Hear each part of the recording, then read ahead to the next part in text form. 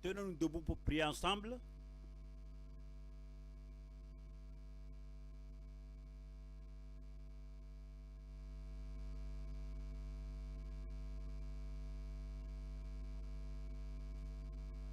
Père Céleste, nous te remercions pour l'étude biblique de ce soir. Merci de nous avoir rassemblés. Merci pour le cœur, pour apprendre et la fidélité de tes enfants, comme ils viennent à tout moment. Nous demandons que tu ouvres les pages de l'Écriture à chacun de nous ce soir au nom de Jésus-Christ. Remplis-nous de ta parole et donne-nous la grâce et la force pour suivre et vivre selon ta parole au nom de Jésus-Christ. Nous te remercions parce que tu nous as exaucés. Au nom de Jésus, nous prions. Et quelqu'un l'a crié Amen. Cette nuit, nous sommes à Jean 21. Nous allons étudier du verset 18 jusqu'au verset 23. Avant de lire, je vais sélectionner certains versets. Verset 19. Il dit cela pour indiquer par quelle mort Pierre glorifierait Dieu. Par quelle mort Pierre glorifierait Dieu. Et ayant ainsi parlé, il lui dit, suis-moi. Verset 20. Pierre s'étant retourné, vit venir après eux le disciple que Jésus aimait. Celui qui, pendant le souper, s'était penché sur la poitrine de Jésus et avait dit, Seigneur, qui est celui qui te livre? En le voyant, Pierre dit à Jésus, et celui-ci, Seigneur, que lui arrivera-t-il? 22. Jésus lui dit, si je veux qu'il demeure jusqu'à ce que je vienne, que t'importe? Toi, suis-moi. Vous voyez, le mot, on a vu suis-moi dans le verset 19. On a vu encore suis-moi, la personne que Jésus aime et qui, on a encore vu suis en verset 20. Après que Jésus, Pierre a dit que voici celui que tu aimes, qu'est-ce qui lui arrivera? Il dit, laisse cela, toi suis-moi. Ouais, que le Seigneur Jésus-Christ venait d'instruire Pierre et lui a également commissionné de paître ses brebis, de paître ses agneaux. Il lui disait de paître le troupeau de Dieu. C'est après ce commandement de paître le troupeau que le Seigneur a dit, suis-moi. Nous allons revenir au verset 15 du chapitre 21. Après qu'il eut mangé, Jésus dit à Simon Pierre, Simon, fils de Jonas, m'aimes-tu plus que ne m'aime ceux-ci? Il lui répondit, oui Seigneur, tu sais que je t'aime. Jésus lui dit, paie mes agneaux. Il voudrait savoir combien il aime. Et lorsque Pierre a confirmé qu'il l'aime, aussi possible qu'il puisse, et il lui a posé la question la seconde fois, Simon, fils de Jonas, m'aimes-tu? Il dit, oui Seigneur, tu sais que je t'aime. Et la troisième fois, Pierre était émotionnellement brisé, disant, pourquoi tu me poses la question la troisième fois? Déjà je t'ai dit que je t'aime, tu connais mon cœur, réellement je t'aime de tout mon cœur, de toute mon âme, de toute ma vie, je t'aime. Et Jésus a répété cela encore pour lui dire, paie mes brebis. C'est très important. C'est ce que nous sommes espérés faire en tant que pasteur, en tant qu'enseignant, en tant que responsable, en tant que moniteur, en tant que dirigeant de cellule, en tant que dirigeant de l'église. Vous connaissez quelque chose. Il faut nourrir les gens avec la parole. Il que paie mes agneaux, paie mes brebis. Alors Jésus disait que paie mon troupeau. Nous allons aux actes. Actes chapitre 20, verset 28. Et c'est dit, prenez donc garde à vous-même et à tout le troupeau, les agneaux, les brebis, les jeunes, tous ceux qui viennent sous la bannière de Christ en tant que sauveur, c'est le troupeau. Prenez donc garde à vous-même et à tout le troupeau sur lequel le Saint-Esprit vous a établi évêque pour paître l'église du Seigneur qu'il s'est acquise par son propre sang.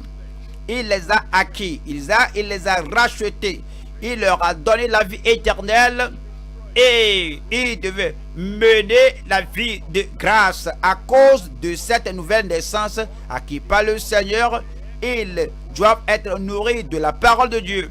Et Pierre lui-même s'étant rappelé en écrivant son épître aux croyants, il a dit en 1 Pierre 5, 1 Pierre 5 verset 1, 1 Pierre 5 verset 1, voici les exhortations que j'adresse aux anciens qui sont parmi vous, moi ancien comme eux, témoins des souffrances de Christ et participants de la gloire qui doit être manifestée. Percez le troupeau de Dieu. Lorsque ce que Jésus lui avait dit, il a transmis aux autres, à tous les ministres, à tous les prédicateurs, à tous les pasteurs, à tous les dirigeants dans l'église. Percez le troupeau de Dieu. Au fait, ce n'était pas quelque chose de nouveau, mais même depuis l'Ancien Testament, voyons Jérémie au chapitre 3, vous allez voir ce que veut dire paître. C'est-à-dire comment nourrir le peuple de Dieu avec la parole de vie. Jérémie 3, voyons verset 15.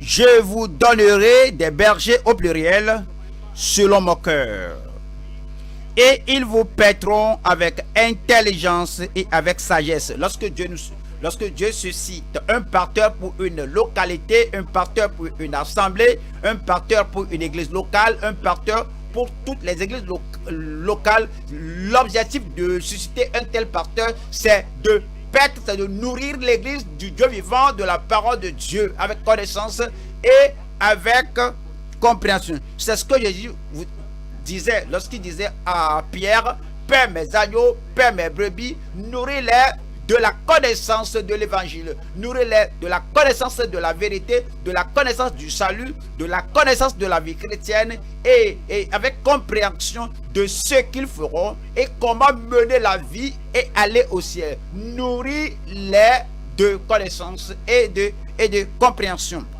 Jérémie 23, verset 4. Jérémie 23, 4. J'établirai sur elle des pasteurs, la même chose, bergers, pasteurs, dirigeants, leaders, même chose. J'établirai sur elle des pasteurs qui les paîtront. Elles n'auront plus de crainte.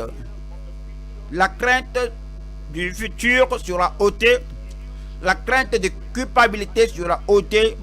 La crainte de là où ils iront après avoir quitté le monde sera ôtée. Et cette crainte sera ôtée lorsqu'ils seront totalement nourris de la parole de grâce et de la parole de vie, de la parole de sa miséricorde. Elles n'auront plus de crainte, plus de terreur. Et il n'en manquera aucune, dit l'Éternel. Lorsqu'on est proprement nourri de la parole de Dieu, oui, on aura ce qu'il faut pour mener la vie chrétienne. On aura ce qu'il faut pour tenir ferme et pour tenir pour la justice. Au fait, la faveur que Dieu a montrée à une assemblée, la faveur que Dieu montre à quiconque et à un groupe d'individus, c'est qu'il nous donne des enseignants de la parole, il nous donne des pasteurs qui vont nous nourrir selon son amour. Nous allons voir Ésaïe 30 et le verset 19. Ésaïe 30 et 19 qui dit, Ésaïe 30, 19. Oui, peuple de Sion, habitant de Jérusalem, tu ne pleureras plus. Je crois que vous allez dire Amen. C'est l'objectif de l'enseignement, l'objectif de nous donner des pasteurs, des dirigeants qui vont nous conduire et nous nourrir de la parole de Dieu, afin que notre angoisse soit ôtée et notre condamnation ôtée, que notre crainte soit ôtée. Et que tu ne pleureras plus. Il te fera grâce. Quand tu crieras, dès qu'il aura entendu, il t'exaucera. Le Seigneur vous donnera du pain dans l'angoisse. Quoi qu'il ait l'angoisse dans le pays, quoi qu'il ait la famine dans le pays, quoi qu'il ait la pénurie dans le pays, et que l'eau d'affliction et de l'eau dans la détresse, ceux qui t'instruisent ne se cacheront plus. Mais tes yeux verront ceux qui t'instruisent. Tes oreilles entendront derrière toi la voix qui dira: voici le chemin, marchez-y. Voici le chemin. C'est ce que le pasteur fait. C'est ce que le berger fait. C'est ce que le Seigneur espère que Pierre ferait. Fais cela à l'assemblée et montre-leur la voie. Que voici le chemin. Est-ce que vous cherchez le salut? Voici le chemin. Est-ce que vous demandez comment être sanctifié? Voici le chemin. Est-ce que vous demandez la puissance de Dieu dans votre vie? Voici le chemin. Est-ce que vous êtes malade, vous voulez être guéri? Voici le chemin. Est-ce que vous êtes sous la servitude, vous voulez être délivré, guéri? C'est le pasteur, l'enseignant de la parole de Dieu qui nous nourrit et qui nous dirige avec la connaissance et la compréhension et dit: voici le chemin, marchez-y, car vous irez à droite ou vous irez à gauche. Je prie que ces promesses que le Seigneur nous a données ne nous éludent pas, mais que nous en jouissions au nom de Jésus-Christ. Au fait, le Seigneur a dit en Amos, on va en Amos au chapitre 8, la condition des gens dans le monde au dernier jour et la condition des gens au jour où nous vivons. On va à Amos au chapitre 8, verset 11. Voici les jours viennent, dit le Seigneur l'Éternel, où j'enverrai la famine dans le pays, non pas la disette du pain et la soif de l'eau, mais la faim et la soif d'entendre les paroles de l'Éternel. Oui, la faim et la soif d'entendre les paroles de l'Éternel. Et vous pouvez rendre témoignage à cela, comme on voit notre pays, comme on voit notre nation. Si vous êtes hors de ce pays, vous pouvez rendre témoignage à cela. Il y a la famille, la fin de la parole de Dieu. C'est comme il y a l'adoration, mais la parole n'est pas là. C'est comme il y a les chansons, mais la parole n'est pas là. C'est comme il y a les divertissements, l'amusement, mais les paroles ne sont pas là. C'est comme il y a une assemblée de dénomination traditionnelle plutôt, mais la parole n'est pas là. Il y a la fin de la parole là-bas. Et ils seront alors errants d'une mer à l'autre, du septentrion à l'orient. Ils iront ça et là pour chercher la parole de l'Éternel et ils ne la trouveront pas. Mais Dieu merci, nous l'avons trouvée ici. Et Dieu merci, vous l'avez découvert. Vous l'avez découverte ici. Cela nourrira votre âme, votre cœur et nourrira votre vie à ce qu'elle doit être devant le Seigneur au nom de Jésus-Christ. On va à Sophonie. Sophonie, chapitre 3, verset 13. Les restes d'Israël ne commettront point d'iniquité. Ils ne diront point de mensonge. Et il ne se trouvera pas dans leur bouche une langue trompeuse. Mais ils paîtront. Ils se reposeront. Mais ils paîtront, ils se reposeront. Se nourrir de la parole de Dieu apporte un changement. Cela apporte une transformation. Cela nous fait arrêter, cesser l'iniquité. Cela nous fait cesser de mentir. Cela nous fait de totalement abandonner une langue menteuse, une langue trompeuse pour être honnête, totalement dévoué au Seigneur. Et personne ne les troublera. Et personne ne les troublera. Si vous n'avez écouté cela, je le dis pour moi-même. Et personne ne me troublera. Personne ne vous troublera au nom de Jésus. Lorsque la parole entre, lorsque la parole porte le fruit, alors ce sera une grande œuvre en vous, dans votre cœur. On va à Psaume 28. Psaume 28. Psaume 28, verset 7. L'Éternel est ma force et mon bouclier, En lui, mon cœur se confiait, je suis secouru. J'ai de l'allégresse dans le cœur et je le loue pas méchant. L'Éternel est la force de son peuple, il est le rocher des délivrances de son nuin. Sauve ton peuple et bénis ton héritage. Sois leur berger et leur soutien pour toujours. La seule chose qui puisse nous faire élever de ce monde, la seule chose qui puisse nous enlever de la dégradation, du jugement, de la commotion de ce monde, pour nous élever, enlever de ce monde, c'est lorsque nous sommes nourris de la parole de Dieu. Je prie que la parole continue de nourrir chacun de nous au nom de Jésus-Christ. Nous retournons à Jean 21. Jean chapitre 21, nous lisons la dernière ligne du verset 15. Jésus lui dit, Père mes agneaux. Dernière partie du verset 16. Père mes brebis. Et verset 17. Dernière partie, Jésus lui dit, Père mes brebis. Il a commandé. Il a aussi commissionné. Il dit, Père, faut pas les affamer. Donne-leur la parole de vie. Pas le minimum que tu puisses, pas le maximum que tu puisses, mais pour qu'ils soient bien nourris. Paix mon troupeau, nourris-les. Faut pas leur retirer la parole de vie.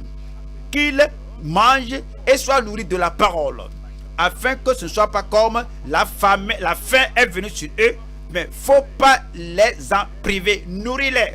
Faut pas lutter avec eux. Faut les nourrir, faut pas les combattre, faut les nourrir, faut pas les frustrer. Comment l'église est frustrée? Parce que nous sommes venus pour écouter la parole de Dieu, on est venu pour être nourris. Donc nous venons et après que nous quittons, il n'y a rien de nouveau, il n'y a rien de frais, on est frustré. Et le Seigneur dit aux ministres, et le Seigneur dit aux dirigeants de l'église, que nourrir-les, faut pas les effrayer, nourrir-les, faut pas les combattre, nourrir-les, faut pas les combattre, nourrir-les, faut pas falsifier, adultérer la parole. Donnez la vraie parole et donnez-leur ce qui va nourrir leur âme. Donnez tout ce qu'il faut pour leur vie. Alors, on vient, vous venez pas pour avoir quelque chose de, faut pas les abandonner, nourrir-les fidèlement, nourrir-les aimablement. Nourrir-les avec objectif, selon à cause de Christ. Et après avoir ordonné de les paître, il a dit, suivez-moi. Lorsque nous sommes nourris de la parole, non seulement nous avons le pain de vie, ou le pain qui sauve notre âme, ou le pain qui nous sanctifie. Si la nourriture est devant vous, si le pain de vie est devant vous, vous devez manger, vous devez la manger, vous devez le manger, vous devez le recevoir, vous devez le croire. Ce n'est pas seulement dire que je vais à l'église où on prêche la parole de Dieu et la parole est prêchée précepte par précepte. Nos prédicateurs, nos pasteurs sont bien fidèles et ils nous nourrissent à tout moment. Mais combien de la parole là tu prends? Combien de la parole là que tu crois? Combien de la parole là que tu reçois? Et applique la parole. Lorsque la parole te parvient, tu dois examiner ta vie. Est-ce que je suis sauvé? Est-ce que je suis sanctifié? Est-ce que je suis droit? Est-ce que je suis élevé? Est-ce que ma vie est selon la parole de Dieu? Et tu crois selon la parole que tu écoutes. Et tu es orienté par la parole que tu écoutes. Tu bois l'eau de vie. Tu désires le pain de vie. Et tu digères la parole que tu écoutes. Non seulement ça, tu fais. Non seulement tu écoutes, tu pratiques. Non seulement que oui, j'étais là, je vais à l'étude biblique, oui, je vais au culte dominical, tu pratiques la parole afin que cela porte de fruits en toi. Après que tu désires et que tu es bu, tu déclares la parole aux autres. Tu dis, regardez ce dont je nourris et regardez ce qui me donne une vie joyeuse. Tu déclares cela aux autres et tu défends la parole. Si quelqu'un prêche l'erreur autour de toi, tu défends la parole disant non. Voici la parole. Et tu leur montres le chapitre et le verset. Cette parole montre que la parole dont tu es nourri est profitable et bénéfique dans ta vie. Cela apportera des avantages dans votre vie au nom de Jésus. Cette nuit, comme on voit, verset 18 à 23, le titre est Suivez Christ quel que soit ce que les autres font. Suivre Christ, quel que soit ce que les autres font. Les autres pourraient ne pas suivre Christ, mais toi, tu suivras. Les autres peuvent traînasser, mais tu vas suivre. Les autres peuvent ne pas courir comme tu dois courir. Et les autres peuvent ralentir, mais toi, tu suis Christ, quel que soit ce que les autres font. Nous allons voir trois choses. Numéro 1, suivre Christ avec une consécration sans compromission. Suivre Christ avec une consécration sans compromission. Vous avez la consécration au Seigneur. Cette consécration, personne ne l'ôtera de vous. Personne ne vous poussera et personne ne vous fera diminuer votre consécration. C'est une consécration sans compromission. Vous y tenez dessus, vous dites, vous n'allez pas jouer avec cela, vous n'allez pas badiner avec cela. Suivez Christ avec une consécration sans compromission. Deuxième point, suivez Christ avec un engagement inconditionnel. Que ce soit la pluie ou la neige, je suis. Que ce soit le haut ou le bas, je suis. Et je vais gravir la montagne, je suis. Il y a des problèmes, des difficultés, je vais suivre. Il n'y a pas de condition à dire que oui, ceci arrive, je ne vais plus suivre, je ne peux plus faire de mon mieux si cela arrive. Deuxième point, suivre Christ avec un engagement inconditionnel. 3, suivre Christ malgré une compréhension floue. Suivre Christ malgré une compréhension floue. Je ne peux pas comprendre. Qu'est-ce que cet homme peut faire? Jésus ne lui a pas donné la réponse. Qu'est-ce que t'importe? Si je veux qu'il reste jusqu'à ce que je vienne, qu'est-ce qui te gêne? Qu'est-ce que cela te fait? Même quoi que tu ne comprennes pas, quoi que tu n'arrives pas à bien saisir, quel est mon but? Quel est mon objectif? Quelle est mon interaction avec une autre personne? La compréhension ou pas, vous allez continuer de suivre. Suivre Christ malgré une compréhension floue. Je prie que vous suiviez Christ. Je parle à l'église et je dis, je prie que vous suiviez Christ. Premier point maintenant, c'est suivre Christ avec une consécration sans compromission. Nous allons à Jean 21, verset 18. Jean 21, nous lisons le verset 18. En vérité, je te le dis, quand tu étais plus jeune, tu te saignais toi-même et tu allais où tu voulais. Mais quand tu seras vieux, tu étendras tes mains et un autre te ceindra et te mènera où tu ne voudras pas. Regardez un peu ici. Vous voyez ce verset de l'écriture. Jésus disait à Pierre numéro 1, il disait à Pierre que tu vas vieillir, bien vieillir avant de venir au ciel. Que lorsque tu étais plus jeune, tu peux déterminer là où tu voudrais aller, tu vas là-bas, tu sautes selon ta volonté, tu décides que je ne vais pas aller là-bas, je ne vais pas aller là-bas, je vais aller ici, je serai là et là. Et que lorsque tu étais jeune, tu peux décider sur la mer. Jésus disait que lorsque tu vieillis et tu vas écarter, étendre ta main comme ça, quelqu'un va prendre ta main et te conduire là où tu ne voudrais même pas aller, là où même tu n'as même pas planifié d'aller. Numéro 1, il va vivre à une blanche vieillesse. Il ne mourra pas jeune. Numéro 1, il ne mourra pas en prison par Hérode. Lorsque le temps était finalement arrivé, c'est pourquoi il s'est reposé. Il savait que je dois vieillir. Quelqu'un là-bas, vous allez vieillir. Vous n'allez pas mourir tout jeune. Mais il a dit, quand vous vieillissez, là où vous n'aimerez pas aller lorsque vous étiez jeune, ces lieux-là, les gens vont vous tenir à la main et vont vous conduire là-bas. Arrivez là, vous allez dire, mais qu'est-ce que je fais ici? Il est allé à la maison de Corneille il ne pourrait pas faire cela par lui-même. Il dit non, Seigneur, non, je n'ai jamais mangé pareille chose non impure. Je n'ai jamais mangé avec ces païens. Je n'ai jamais visité ces lieux. Même l'Esprit de Dieu lui a dit, je les envoie, va avec eux. Et il s'y est rendu. Mais par quelle raison m'avez-vous appelé? Et après que Corneille a dit que nous sommes tous ici pour écouter la parole de Dieu, il a dit, vous devez savoir que je n'étais jamais vu dans une telle situation. À moi-même, je ne pourrais pas venir, mais comme il vient maintenant, le Seigneur l'envoyait des lieux où il ne voudrait pas aller au départ. Je prie que Dieu vous donne la compréhension. Cela veut dire que lorsque vous écoutez, que parfois je vais quelque part et on dit mais le pasteur n'allait pas des lieux, le pasteur ne visitait pas ces lieux, mais comme tu viens, le Seigneur dit que va là-bas, va ici. L'obéissance sera la réponse à quelqu'un qui veut être fidèle au Seigneur, et nous serons obéissants et fidèles au nom de Jésus-Christ. Après cela, il lui a dit, verset 19 dit, il dit cela pour indiquer par quelle mort Pierre glorifierait Dieu. Par quelle mort Pierre glorifierait Dieu. Le Seigneur disait à Pierre, dit, lorsque la persécution vient, ne te laisse pas dans l'inquiétude, cela te fera glorifier Dieu. Lorsque le danger, la difficulté se présente, ne sois pas angoissé, cela te fera glorifier Dieu. Et ayant ainsi parlé, il lui dit, quelqu'un dites-le moi à haute voix, suis-moi.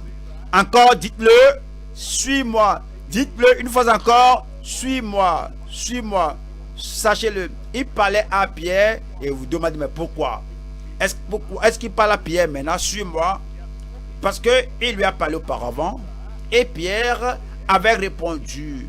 Et on va à Luc 18. Luc 18, 28. Luc 18, 28. Pierre dit alors, voici, nous avons tout quitté et nous t'avons suivi. Pierre a dit, mais tu m'as appelé au commencement. Lorsque je t'ai rencontré la première fois, tu m'as appelé sur moi. Et j'avais tout quitté. Et je t'ai suivi. Nous t'avons suivi. Maintenant, Jésus leur dit, je vous le dis en vérité, il n'est personne qui, ayant quitté à cause du royaume de Dieu sa maison ou sa femme ou ses frères ou ses parents ou ses enfants, ne reçoivent beaucoup plus dans ce siècle-ci et dans le siècle à venir la vie éternelle. Il a tout quitté. Non seulement ça, Jean chapitre 13. Jean 13 verset 36. Jean 13 verset 36. Simon Pierre lui dit, Seigneur, où vas-tu? Jésus répondit, tu ne peux pas maintenant me suivre où je vais, mais tu me suivras plus tard. Ouais, ce que Jésus soulignait à Pierre, et que je te garderai en vie, je te préserverai de la mort, je te préserverai de tout ce qui mettra ta vie en danger. Tu vas me suivre véritablement, fidèlement, pleinement, de tout ton cœur. À plus tard. Et 37, Seigneur lui dit, Pierre, pourquoi ne puis-je pas te suivre maintenant? Je donnerai ma vie pour toi.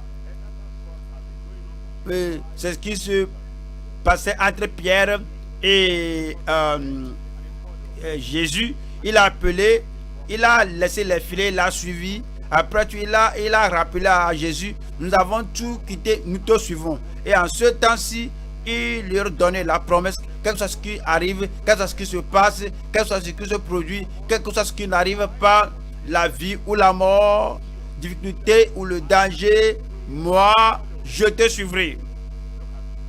Voyons Matthieu. On va à Matthieu 26. Matthieu chapitre 26. Lisons le verset 57. Matthieu 26, verset 57. Ceux qui avaient saisi Jésus l'amenèrent chez le souverain sacrificateur Caïphe, où les scribes et les anciens étaient assemblés. Écoutez bien ceci. Pierre le suivit. Qu'est-ce qu'il y a là-bas? Dites-le moi. Dites-le à haute voix. Pierre le suivit de loin jusqu'à la cour du souverain sacrificateur. Il entra et s'assit avec les serviteurs pour voir comment cela finirait. Pour voir comment cela finirait. Maintenant Pierre, qui avait dit je te suivrai et je te suis, je vais toujours te suivre.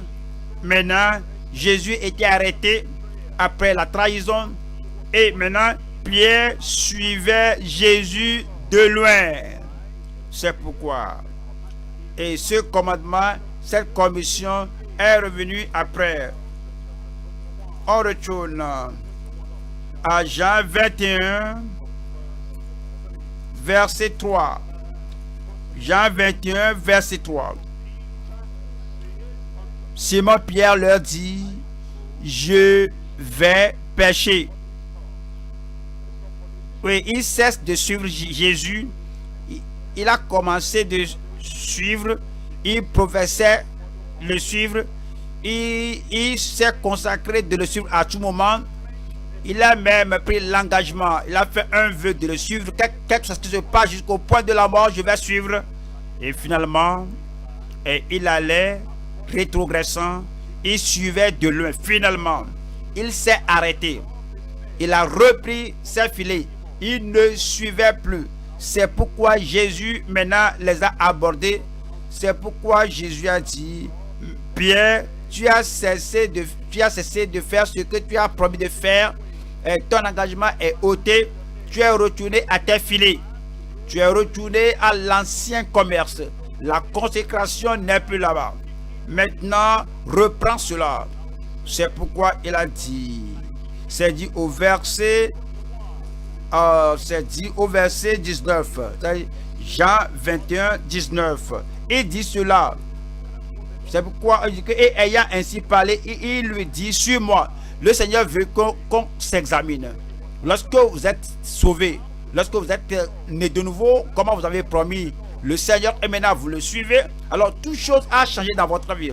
Quel que soit ce que vous allez faire, ou que vous juriez, vous allez comparer cela à la commission, au commandement du Seigneur de le suivre.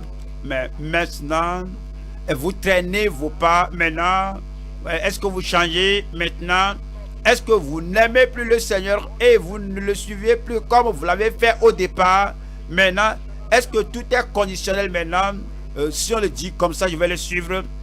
Si on me touche de telle manière, je vais suivre. Si on vient à l'autre direction, je ne vais pas suivre. C'est parce que vous avez dit au départ. C'est pourquoi le Seigneur t'appelle maintenant et dit que ta consécration soit sans compromission. Qu'il n'y ait rien qui touche cette consécration.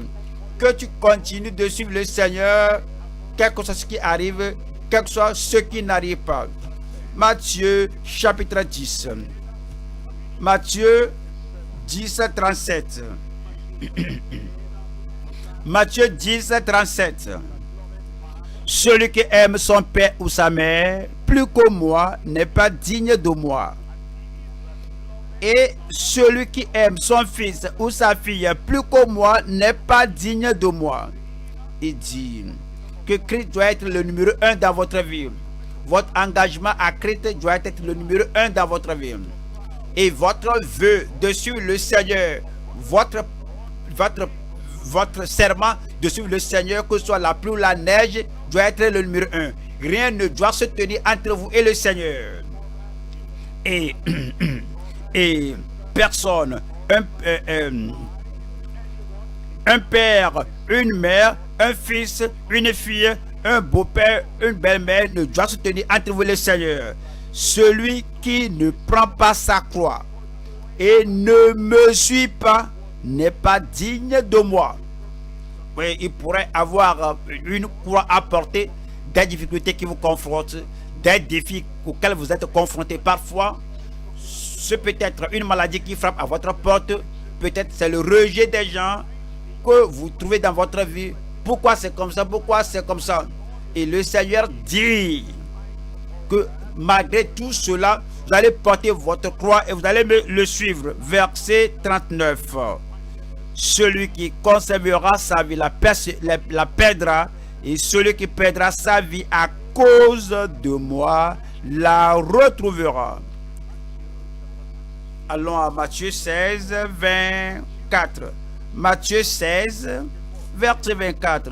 Il veut que nous le suivions à tout prix, quel que soit le prix, et à chaque prix, quel que soit ce qui arrive, quel que soit le défi, quelle que soit l'opposition, quelle que soit la persécution, et quelle que soit la difficulté ou le danger, continue de suivre le Seigneur.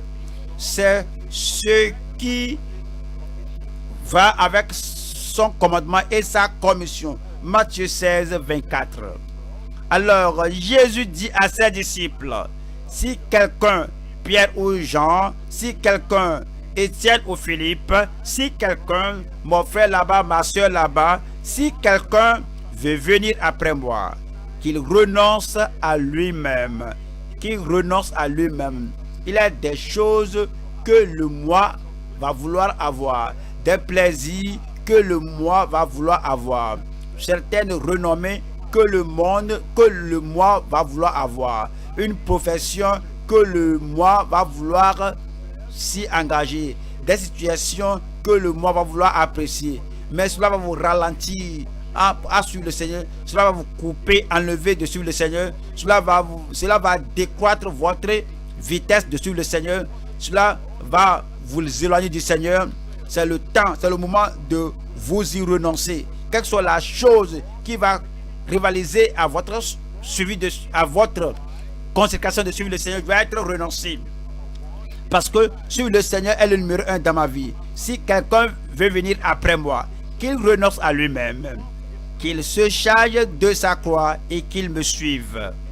Car celui qui voudra sauver sa vie, celui qui voudra préserver, protéger sa vie, protéger sa dignité, préserver ce qu'il veut, la perdra. Mais celui qui la perdra à cause de moi, la trouvera.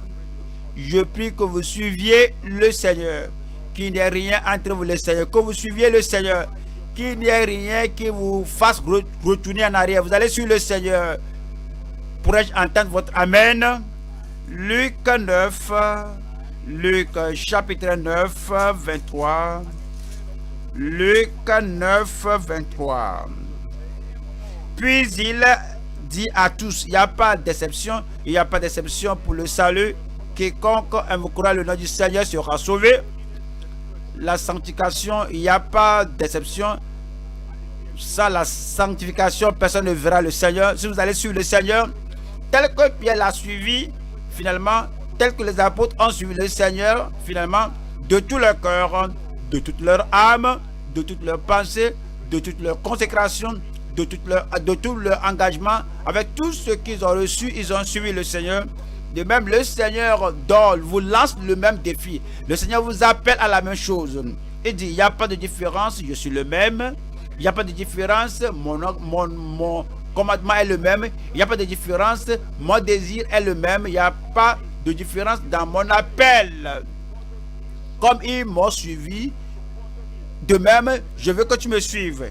Puis il dit à tous, si quelqu'un veut venir après moi, qu'il renonce à lui-même, qu'il se charge chaque jour de sa croix, qu'il se charge combien souvent?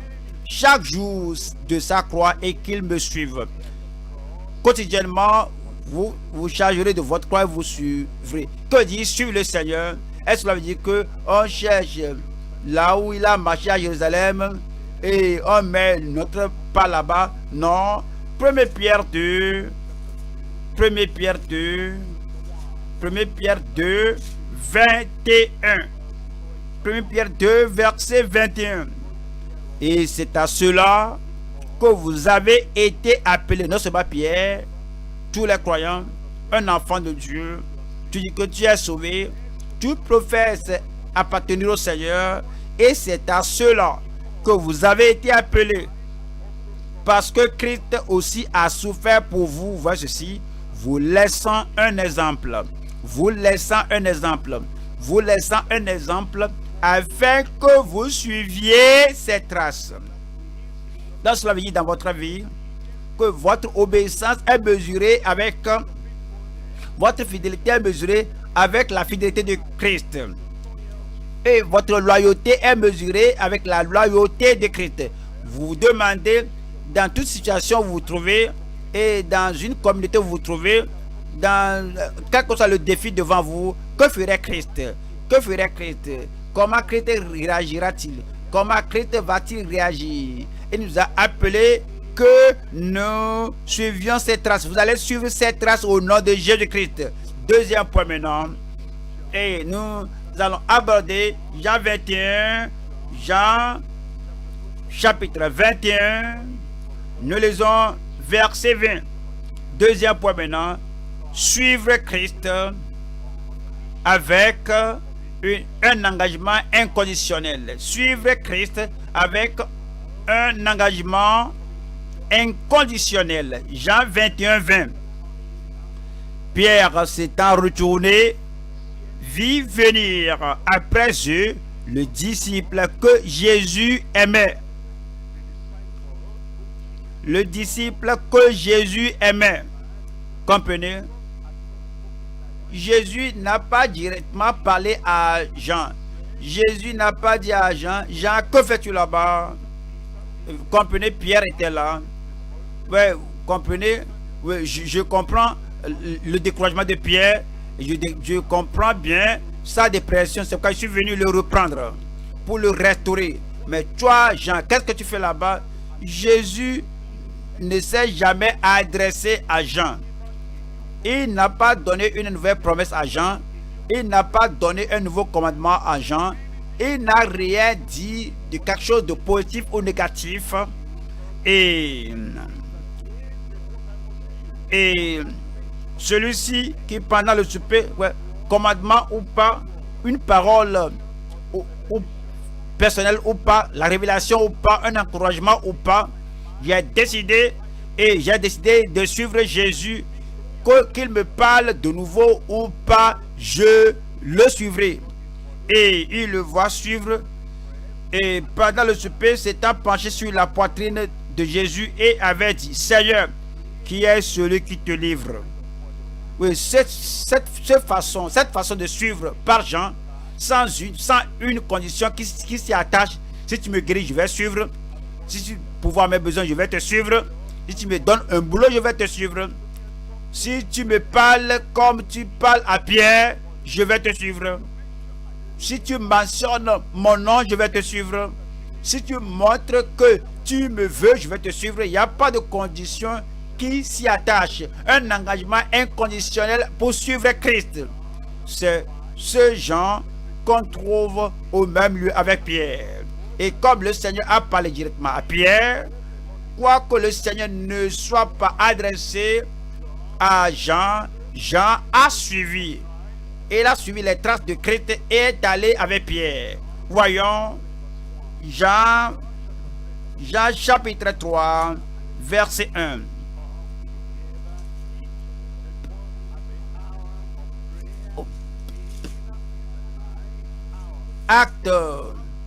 Acte 3, 1. Pierre et Jean montaient ensemble au temple à l'heure de la prière. C'était la 9e heure. Oui. Et avant qu'il ne meure, il m'a appelé. Et l'appel là retentit dans mes oreilles. Quoi qu'il parle maintenant à Pierre, je prends cela pour moi-même. Je suivrai. Je prie que vous suiviez. Voyons. Chapitre 4, 13. Chapitre 4, 13. Lorsqu'ils virent l'assurance de Pierre et de Jean, Jean dit, je n'ai rien écouté qui soit nouveau. L'ancienne commission suffit. lorsqu'ils virent l'assurance de Pierre et de Jean, ils furent étonnés, sachant que c'étaient des hommes du peuple sans instruction. Et ils reconnurent Pierre et Jean pour avoir été avec Jésus. Jean ne va pas ralentir les pas et vous n'allez pas retourner. Je dis vous n'allez pas retourner en arrière. Et chapitre 5, acte 5, verset 18. Acte 5, 18. Mit les mains sur les apôtres. Au pluriel, les gens étaient là et les jetèrent dans la prison publique. Lorsque la difficulté frappe à la porte, lorsque la persécution était là, Jean n'a pas couru, dit je souffre ici, je ne vais pas aller dans cette prison, je ne vais pas rentrer dans ce cachot. Ils étaient allés ensemble. Et lorsqu'il était menacé, voilà le verset 28. Et ne vous avons-nous pas défendu expressément d'enseigner en ce nom-là? Et voici, vous avez rempli Jérusalem de votre enseignement et vous voulez faire retomber sur nous le sang de cet homme. Pierre et quoi? Qu'est-ce qui suit là-bas? Dites-le moi à haute voix. Pierre et les apôtres répondirent, Jean était là, il faut obéir à Dieu plutôt qu'aux hommes. Ouais, depuis lors, Jean suivait, il continuait de suivre. En fait, tous les apôtres étaient morts avant Jean.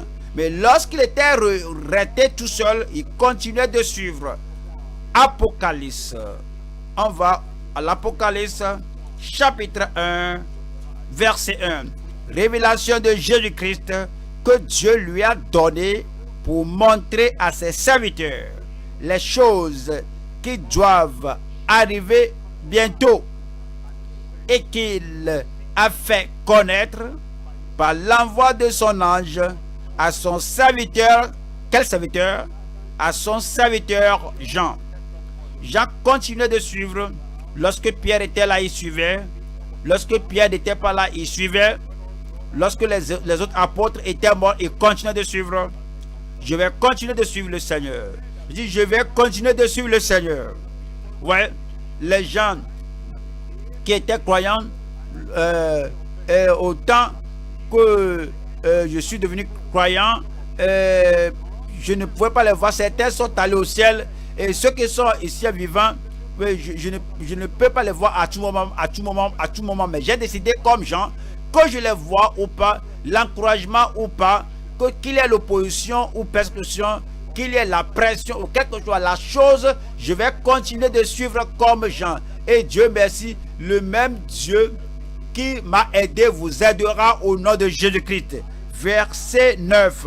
Moi Jean, votre frère, et qui est part avec vous à la tribulation, qui est part avec vous à la tribulation, à la persécution, à la souffrance.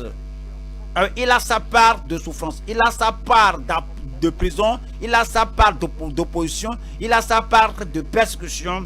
Et au royaume, et à la persévérance en Jésus, j'étais dans l'île appelée Patmos à cause de la parole de Dieu et du témoignage de Jean, de Jésus. Il continuait de suivre, quoi qu'il y ait la persécution. C'est quoi ça?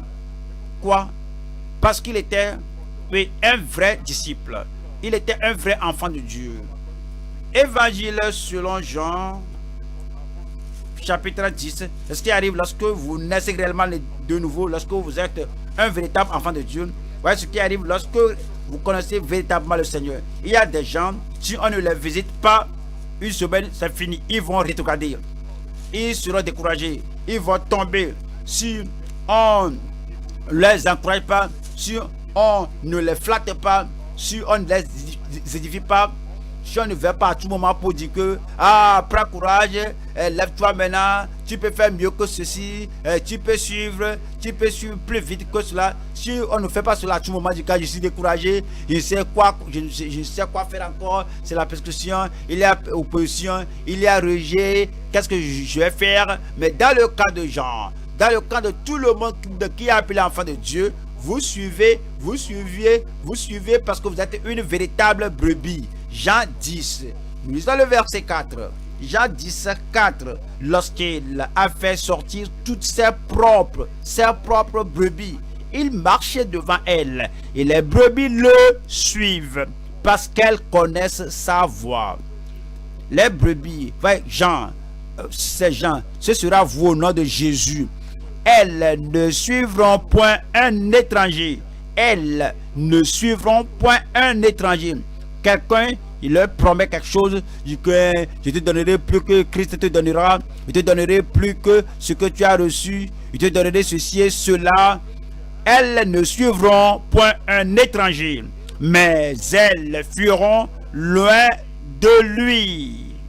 Lui fuir l'étranger, parce qu'elles ne connaissent pas la voix des étrangers. Vous n'allez pas suivre l'étranger. En tant qu'enfant de Dieu, vous allez suivre le Seigneur. Éphésiens 5. Éphésiens au chapitre 5, verset 1. Éphésiens 5, 1. Devenez donc les imitateurs de Dieu comme des enfants bien-aimés, des enfants précieux, des enfants bien-aimés, des enfants fidèles, ceux qui ont dit je suis enfant de Dieu, je suis né de nouveau et le Seigneur m'a engendré avec l'espérance vivante dans le royaume parce que je suis né dans le royaume, je suis bien-aimé, je suis un enfant précieux de Dieu, un enfant bien-aimé de Dieu, je vais continuer de suivre. Devenez donc les imitateurs de Dieu comme des enfants bien-aimés et marchez dans la charité à l'exemple de Christ qui nous a aimés et qui s'est livré lui-même à Dieu pour nous comme une offrande et un sacrifice de bonne odeur. Il peut dire que l'impudicité, c'est qu'on ne va pas trouver cela dans la vie de celui qui suit le Seigneur, qu'aucune espèce d'impureté, cela ne se trouve pas dans la vie de ceux qui suivent le Seigneur, et que la cupidité ne soit pas même nommée parmi vous, ainsi qu'il convient à des saints. Qu'on n'entende ni paroles déshonnêtes, ni propos insensés. Ceux qui suivent le Seigneur n'ont pas le temps pour cela, ils n'ont pas le temps pour les souilles du monde, ils sont affairés à suivre le Seigneur de tout leur corps, de toute leur âme, de toute leur pensée, de toute leur volonté. Alors ils suivent le Seigneur. Ils ne pensent pas à aucune de ces choses terribles. Qu'on n'entend ni paroles déshonnêtes, ni propos insensés, ni plaisanteries. Est-ce que vous voyez quelqu'un qui est sérieux et qui est un plaisanteur? Pas jamais. Celui qui est sérieux, qui suit le Seigneur, qui est quelqu'un qui rit à tout moment, quelqu'un qui est un clown. Non, pas du tout. Ni plaisanterie. Choses qui sont contraires à la bienséance, qu'on entende plutôt des actions de grâce. Verset 7. N'ayez donc aucune part avec eux. Ce sont les gens qui suivent le Seigneur. Vous allez suivre le Seigneur. Je dis, vous allez suivre le Seigneur. 1er Thessaloniciens chapitre 1. 1er Thessaloniciens chapitre 1 et verset 6. Et vous-même, vous avez été mes imitateurs. Vous rappelez, Jean a vu Jésus parler à Pierre et dit que suis-moi. Et Jean a commencé à penser, qu'est-ce que Pierre aura dans le royaume que je n'aurai pas? Quelle est la consécration de Pierre que je ne peux pas avoir? Quel est le défi auquel Pierre sera confronté que moi je n'aurai pas? Parce que Pierre suivait de lui-même sans commandement. Alors, Jean suivait sans encouragement, sans parole. Alors, il dit, quand tu le vois suivre, il dit, mais qu'est-ce qui arrivera à cet homme? La même chose aux Thessaloniciens. Il voyait les autres suivre le Seigneur. Que regardez, celui-ci suit le Seigneur. Qu'est-ce qui va m'arriver, qui va me faire retourner en arrière? Et vous-même, vous avez été mes imitateurs et ceux du Seigneur. En recevant la parole au milieu de beaucoup de tribulations, avec la joie du Saint-Esprit. Affliction, oui. Persécution, oui. Malentendu, oui. Pression, oui. Opposition, oui. Néanmoins, ils ont dit, rien ne nous séparera de suivre le Seigneur. Rien ne vous séparera de suivre le Seigneur. En sorte que vous êtes devenu un modèle pour tous les croyants de la Macédoine et de l'Achaïe. Non seulement, en effet, la parole du Seigneur a retenti de chez vous, dans la Macédoine et dans l'Achaïe, mais votre foi en Dieu s'est fait connaître en tout lieu de telle manière que nous n'avons pas besoin d'en parler, car on raconte à notre sujet quel accès nous avons eu auprès de vous et comment vous vous êtes convertis à Dieu en abandonnant les idoles pour servir le Dieu vivant et vrai. Ils ont servi le Seigneur et dès qu'ils ont décidé, ils ne sont pas découragés, ils n'ont pas rétrogradé. Verset 10. Et pour attendre des cieux son Fils qu'il a ressuscité des morts, Jésus, qui nous délivre de la colère à venir. Je prie que nous tous, nous suivons le Seigneur de telle manière. 1 Pierre 3, 1 Pierre 3, verset 13. 1 Pierre 3, verset 13. Et qui vous maltraitera si vous êtes zélés pour le bien.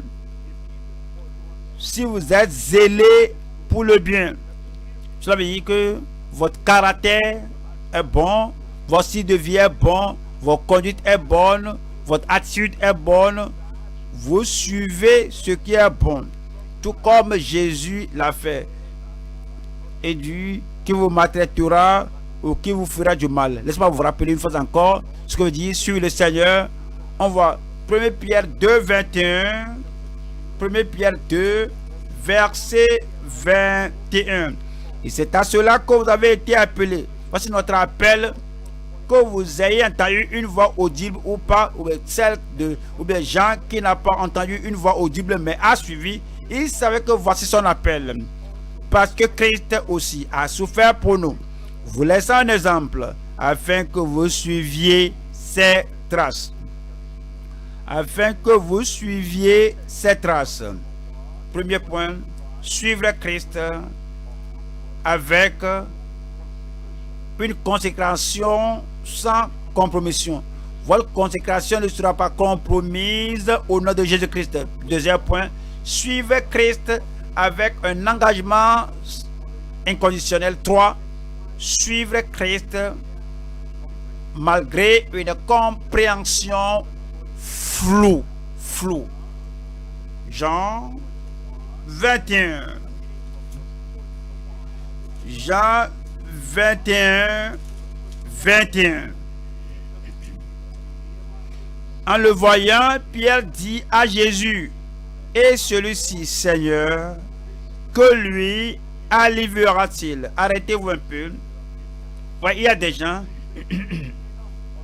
au lieu de se concentrer sur leur propre vie, ils pensent au frère Jacques, au frère Jean, au frère Étienne, à la sœur Marie, à la sœur Marie. Que feront-ils? Suis-je la seule personne qui doit être fidèle? Serais-je la seule personne qui doit suivre? Serais-je la seule personne qui doit être consacrée? J'ai le salut, et ils ont le salut, et doivent être la seule personne qui doit payer tout le prix. J'ai la sanctification, eux aussi, ils professent la voix, doivent être la seule personne qui doit tout sacrifier pour l'œuvre de Dieu et sur le Seigneur, et ils ne comprennent pas. Pourquoi les autres restent en arrière? Pourquoi les autres ralentissent les pas? Pourquoi les autres ne suivent pas et ne font pas l'œuvre de Dieu à la façon dont ils doivent faire cela? Alors ils revisent, ils revoient leur consécration, ils revoient leur serment et leur vœu devant le Seigneur. Et s'ils ont fait un peu, si ceci a fait un peu, alors nous irons plus loin. Laissez tout cela.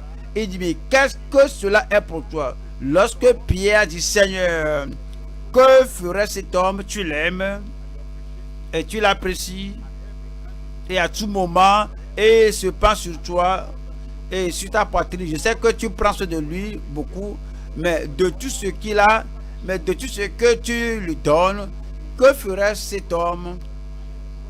Verset 22. Jésus lui dit, si je veux qu'il demeure jusqu'à ce que je vienne, que t'importe? Que t'importe? Toi, suis-moi. Plusieurs fois, il y a des gens, si on n'a pas répondu à cette question, je vais me retirer, je vais retirer ma consécration. Je n'ai pas compris. Et cet homme, et cette soeur-là, et la personne-là, qu'est-ce qui va leur arriver? Regardez ce que cette personne a fait, et lorsque moi j'ai fait ça, regardez ce que l'église a fait. Regardez ce que le dirigeant a fait. Et cet homme a fait quelque chose de similaire.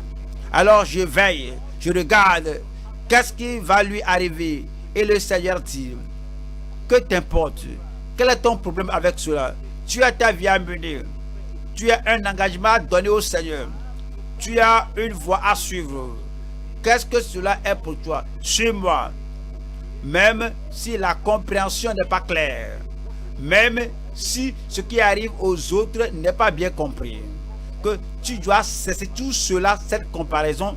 Tu vas cesser toutes ces questions et tu vas suivre le Seigneur, quel que soit ce que les autres font. Je ne les comprends pas. Point. Je vais continuer sur le Seigneur. Je vais suivre le Seigneur. Quel que soit ce que les autres font, moi je vais suivre le Seigneur. Je vous attends. Quel que soit ce que les autres font, quel que soit ce que les autres ne font pas, moi je vais suivre le Seigneur. Vous allez continuer de suivre le Seigneur au nom de Jésus-Christ. Si les gens ne vont pas coopérer, donc je vais cesser de prêcher. Pourquoi tu vas cesser de prêcher? Tu ne prêches pas à cause d'eux. Qu'ils coopèrent ou pas, moi je vais suivre le Seigneur. Je vous attends. Qu'ils coopèrent ou pas, je vais suivre le Seigneur. Qu'ils me louent ou pas, je vais suivre le Seigneur. Ils me blâment, ils me châtient, je vais suivre le Seigneur. Ils me critiquent ou bien ils me louent, je vais suivre le Seigneur. Suivre le Seigneur, c'est votre appel en tant qu'enfant de Dieu. Quel que soit ce que les autres font, quel que soit ce que les autres ne font pas, suivez le Seigneur. Jean chapitre 8, Jean 8, verset 11. Elle répondit, non Seigneur. Connaissez l'histoire ici. Les pharisiens ont amené cette femme à Jésus. Ils ont dit, nous l'avons prise en flagrant délit d'adultère. Moïse a ordonné de lapider une telle femme. Que dis-tu? Jésus écrivait par terre. Et il continuait de faire pression sur lui. Que dis-tu? Jésus a dit, celui qui n'a pas de péché parmi vous, que la personne la jette la première pierre. Et du plus âgé jusqu'au plus jeune, ils ont quitté un à un. La femme pourrait dire que, dans tout le monde est pécheur, dans tous ces gens qui m'accusent, regardez-les maintenant, tous sont pécheurs. Et tous ces gens-là se sont retournés vers leur carrière de péché. Mais la femme n'a pas dit que comme ces gens-là comme ces gens retournés à leur carrière de péché, je vais continuer de pécher. Elle répondit, non Seigneur. Et Jésus lui dit, je ne te condamne pas non plus. Va et ne pêche plus. Quel que soit ce que les autres font, ces pharisiens qui sont retournés, ils sont retournés à leur péché. Mais Jésus a dit, abandonne-les, oublie-les. Jésus a dit, il ne faut pas les regarder. Jésus a dit que ils ne sont pas attendus, ils n'ont pas attendu pour recevoir la grâce du pardon. Toi, je te pardonne, va et ne pêche plus. Verset 10. Verset 12. Jésus leur parla de nouveau et dit, je suis la lumière du monde. Celui qui, de vous attendre, celui qui me suit ne marchera pas dans les ténèbres. N'allez pas retourner aux ténèbres. au mensonge, à la séduction, à l'hypocrisie. Tout comme ces religieux-là qui sont retournés à leur hypocrisie, ils sont des chefs religieux, des prédicateurs, et qui semblaient défendre la sainteté de la religion, et m'ont amené ici, m'accusaient qu'ils m'avaient pris en ceci en cela, ne sachant pas qu'eux-mêmes sont des pécheurs. Alors qu'est-ce que je fais donc avec la sainteté? Si vous allez suivre le Seigneur, vous n'allez pas regarder les pharisiens ou les sadducéens ou les prédicateurs ou les prêtres ou les ouvriers ou quelqu'un. Vous allez suivre le Seigneur et vous n'allez pas continuer dans le péché au nom de Jésus-Christ. Mais il aura la lumière de vie. Jean chapitre 12 verset 24. Jean 12 24. En vérité, je vous le dis, si le grain de blé qui est tombé en terre ne meurt, le mois doit mourir. Ce qui est en vous qui vous fait comparer aux autres, et si cela, je suis meilleur que j'ai pris d'attention que tout cela doit mourir. La comparaison charnelle doit mourir. Si le grain de blé qui est tombé en terre ne meurt, il reste seul. Mais s'il meurt, il porte beaucoup de fruits. Celui qui aime sa vie la perdra. Celui qui chaque fois prend soin de lui, ma vie, mon travail, ma profession, mon prestige, ma popularité, mon ceci, mon cela. Quiconque est conscient pense toujours à lui et la honte et le propre. S'il me parle comme ça, qu'est-ce que le public pensera? Une telle personne ne servira pour le Seigneur. La personne la perdra la vie. Et celui qui reste sa vie dans ce monde la conservera pour la vie éternelle. Si quelqu'un me sert, qu'il fasse quoi? Qu'il me suive. Si vous allez servir le Seigneur, suivez le Seigneur. Vous ne pouvez pas divorcer le service de servir le Seigneur d'avec le service de marcher avec le Seigneur. Là aussi sera mon serviteur. Si quelqu'un me sert, le Père l'honorera. Je prie que Dieu nous donne la compréhension. Vous allez suivre le Seigneur. Moi, je suivrai le Seigneur. Vous allez continuer de suivre le Seigneur jusqu'à la fin au nom de Jésus-Christ. Philippiens 3, 12. Philippiens 3, 12. Ce n'est pas que j'ai déjà remporté le prix. Cet homme a prêché partout. On l'a accusé que celui-ci qui a renversé, qui a bouleversé le monde est venu. Et il dit ici, ce n'est pas que j'ai déjà remporté le prix ou que j'ai déjà atteint la perfection, mais je cours. Tout ce que j'ai fait hier est dans le rapport de Dieu. Aujourd'hui, je suis la consécration des années passées est enregistrée par Dieu. Je ne vais pas continuer à parler de cela. Je continue de suivre le Seigneur. Et tout ce dont j'ai souffert, que ce soit la prison, ceci et là, je ne vais pas compter comme si j'ai fait de grandes choses. Tout cela est passé. Je suis de nouveau. L'argent que j'avais contribué auparavant, je ne compte plus cela. Maintenant, je suis. La fidélité que j'avais, je ne vais plus encore prendre cela en compte. Mais je suis de nouveau. Et j'ai fait plus de grandes choses que tous. Je ne vais plus penser à cela, mais je suis. C'est l'attitude de celui qui suit le Seigneur. Et suit le Seigneur même sans compréhension de ce qui lui arrive. Il ne demande pas Pierre, qui était dans la foi avant moi. J'étais dans la prison plus que Pierre. Et Pierre et Jean, ils étaient des bien-amis du Seigneur, même avant moi. Néanmoins, je jeûne plus que eux, je prêche plus que eux, j'évangélise plus que eux, je cours par-ci par-là plus qu'eux, et ils ne pensent pas à cela et à cela. Et pourquoi c'est dit? Et que ce n'est pas que j'ai déjà rapporté le prix ou que j'ai déjà atteint la perfection, mais je cours pour tâcher de le saisir, puisque moi aussi j'ai été saisi par Jésus-Christ. Frère, je ne pense pas l'avoir saisi, mais je fais une chose. Je me réveille le matin, je dis, oublie hier, maintenant, il y a quelque chose à faire pour le Seigneur aujourd'hui. Alors je suis encore aujourd'hui que ceci, je fais une chose. Je me réveille aujourd'hui, je dis comment courir plus vite qu'hier, comment aller de loin qu'hier, comment prêcher plus qu'hier, comment être plus fidèle aujourd'hui qu'hier.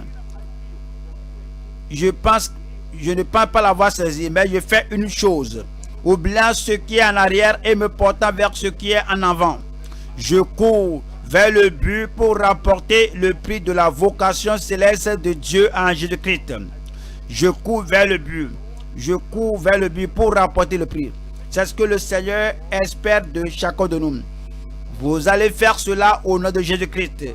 1er Thessaloniciens chapitre 5. 1er Thessaloniciens chapitre 5 verset 16, verset 15. Que personne ne rende, prenez garde que personne ne rende à autrui le mal pour le mal. Ouais, la tentation va venir, le diable va vous jeter des choses que faire le mal, c'est la chair qui dit cela. Mais prenez garde que personne ne rende à autrui le mal pour le mal. Eux, ils ont fait ce qui est le mal. Ils ont fait ce qui est corrompu. Ils ont fait ce qui est appelé vengeance. Ils ont fait ce qui est appelé représailles. Mais poursuivez toujours le bien, soit envers vous, soit envers tous. Soyez toujours joyeux. Priez sans cesse. Rendez grâce en toutes choses, car c'est à votre égard la volonté de Dieu en Jésus-Christ. N'éteignez pas l'esprit. Je n'attends pas votre amen. Ne méprisez pas les prophéties, mais examinez toutes choses. Retenez ce qui est bon. Abstenez-vous de toute espèce de mal. Amen. Que le Dieu de paix vous sanctifie lui-même, tout entier, et que tout votre être, l'esprit, l'âme et le corps soient conservés irrépréhensibles lors de l'avènement de notre Seigneur Jésus-Christ. Cela va-t-il arriver? Je dis, va-t-il arriver? Celui qui vous a appelé est fidèle. Et c'est lui qui le fera. Il le fera dans votre vie. 2 Timothée. 2 Timothée, chapitre 2, verset 21. Si donc quelqu'un se conseille pu examiner votre vie, quelles sont les choses qui vous retiennent? Qu'est-ce qui est dans votre vie? Si vous n'appréciez pas ce qui arrive, qu'est-ce qui vous arrive? Au sujet de suivre le Seigneur, de servir le Seigneur, au sujet de tout mettre sur l'autel. Si quelque chose de mauvais vous arrive, quelqu'un a dit quelque chose contre vous, ceci n'est pas bon, comment vous réagissez? Si donc quelqu'un se conseille plus en s'abstenant de ces choses, il sera un vase d'honneur, sanctifié, utile à son maître, propre à toute bonne œuvre. Fuis les passions de la jeunesse et recherche. Vous allez rechercher quoi? Vous allez suivre quoi? Rechercher quoi? Encore, qu'est-ce que c'est la justice? Qu'est-ce que c'est là-bas? La foi, la charité. Il y a la paix avec ceux qui invoquent le Seigneur d'un cœur pur.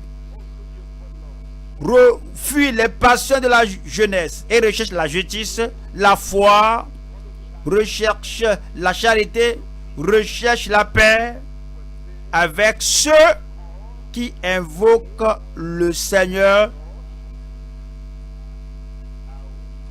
d'un cœur pur. La charité. Vous allez rechercher la charité. 1er Corinthiens 13. 1er Corinthiens 13, verset 1. Quand je parlerai les langues des hommes et des anges, si je n'ai pas la charité, je n'ai pas la charité, je suis un airain qui résonne, ou une cymbale qui retentit. Et quand j'aurai le don de prophétie, la science de tous les mystères et toute la connaissance, quand j'aurai même toute la foi jusqu'à transporter des montagnes, si je n'ai pas la charité, je ne suis rien.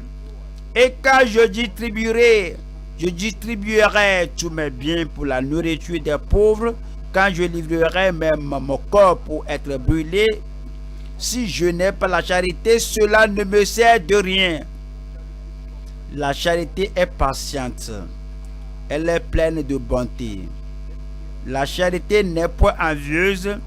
La charité ne se vante point. Elle ne s'enfle point d'orgueil. Elle ne fait rien de malhonnête. Elle ne cherche point son intérêt. Elle ne s'irrite point. Elle ne soupçonne point le mal. Elle ne se réjouit point de l'injustice, mais elle se réjouit de la vérité. Elle excuse tout. C'est ainsi. Il faut suivre le Seigneur. Elle croit tout. La charité, elle espère tout. Et elle supporte tout. Le Seigneur nous a appelés aujourd'hui à le suivre, à suivre la justice, à suivre la sainteté. Et que le Seigneur nous donne la grâce de continuer de suivre au nom de Jésus-Christ. Hébreux 12, verset 14. Hébreux 12, verset 14. Recherchez la paix avec tous. C'est rechercher le prince de la paix. C'est suivre Christ, quel que soit ce qui arrive, quelle que soit l'attitude que les autres adoptent envers vous. Recherchez la paix avec tous et la sanctification sans laquelle personne ne verra le Seigneur. Dieu merci, vous allez suivre le Seigneur. Dieu merci, je vais suivre le Seigneur. Nous allons continuer de suivre le Seigneur au nom de Jésus-Christ. Apocalypse 14, verset 4. Voici les gens qui suivent le Seigneur. Apocalypse 14, verset 4. Ce sont ceux qui ne se sont pas souillés avec des femmes. Il n'y a pas de fornication, il n'y a pas d'adultère, il n'y a pas d'impureté. Car ils sont vierges, ils sont purs, ils sont saints, ils sont justes. Ils suivent l'agneau, ils suivent Christ partout où il va. Ils ont été rachetés d'entre les hommes comme des prémices pour Dieu et pour l'agneau. Et dans leur bouche, il ne s'est point trouvé de mensonge, pas de tromperie, pas d'hypocrisie, pas de dissimulation, car ils sont irrépréhensibles. Qu'est-ce qui leur arrive à la fin de la vie? Verset 13. Et j'entendis du ciel une voix qui disait: écris, heureux dès à présent les morts qui meurent dans le Seigneur. Oui, dit l'Esprit, afin qu'ils se reposent de leurs travaux, car leurs œuvres les suivent. Vos œuvres vous suivront. Votre fidélité vous suivra. Votre engagement vous suivra. Décidez aujourd'hui que quel que soit ce qui arrive aux autres, quel que soit ce que les autres font, quel que soit ce qu'ils ne font pas, moi, je suivrai le Seigneur. Quand vous suivez le Seigneur, jusqu'à la fin de la vie, votre récompense vous suivra au nom de Jésus-Christ. Tenons-nous debout maintenant et invoquons le nom du Seigneur. Tenons-nous debout et prions et amenons tout cela au Seigneur en prière. Que Seigneur, je vais suivre Christ. Je vais suivre Christ avec une consécration sans compromission. je vais suivre Christ avec un engagement inconditionnel. Je vais continuer de suivre Christ malgré une compréhension floue. Dites-le au Seigneur, il vous donnera la grâce de le suivre jusqu'à la fin de votre vie.